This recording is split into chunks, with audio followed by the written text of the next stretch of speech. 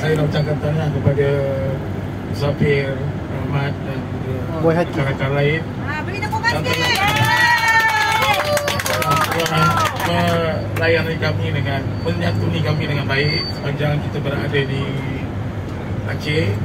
Dan bagi saya beberapa perkara yang saya nak puji iaitu ialah pertama ialah makanan.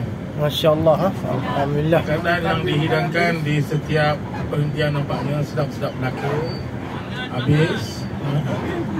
Dan apalah juga berkenaan dengan atau cara mungkin kita kawasan yang agak berdekatan, jadi senang dicapai, baguslah. Dan kita tak ada tempat yang jauh. Adakah ada tempat yang jauh? Saya tak tahu. Semua berdekatan, baik di Sabang maupun di Aceh semua berdekatan. Dan ketiganya kita disediakan sebuah bas, jadi agak longgar lah, kita agak lapang. Kalau band ni mungkin agak sempit lah. Terima kasih. Dan begitu dengan penginapan cuma adalah pertama tu agak sempit sikit.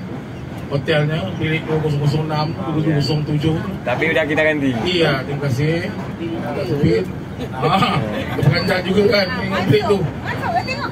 Pasal apa bilik tu? Dah lama ganti. Masuk bilik tu. Sebab tak ada lagi, kena lagi. Iya. Di keadaan. Lemas sikit lah. Pasal tak ada tingkap, tak ada apa kan. Dan lain-lain saya anggap sebagai yang terbaik lah. Terima kasih banyak. Terima kasih banyak. Masya Allah, alhamdulillah.